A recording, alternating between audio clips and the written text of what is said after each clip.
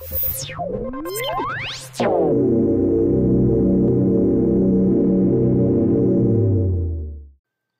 so the first thing you want to learn how to do is to trim your shots and put them in a timeline. That's the most basic thing, most important thing you need to learn how to do to begin with.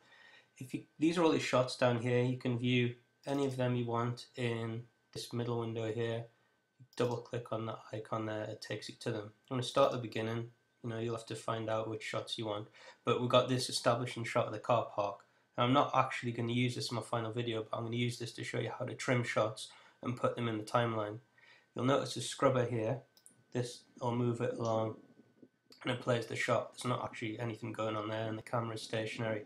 But if you leave that in a certain place, there for example, you can mark your in point and your out point. So see where it is there? If I press I on the keyboard, that moves that blue marker to there, and that's where my shot will begin when it's in my timeline.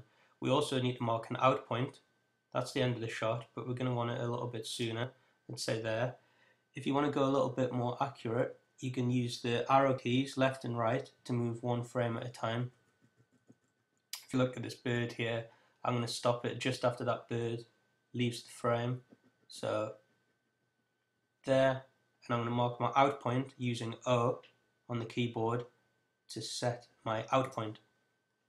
Now, if I drag this down, it'll only take the shot from here to here and exclude the beginning and the end of the shot. So I'll drag that down in my timeline, and there it is.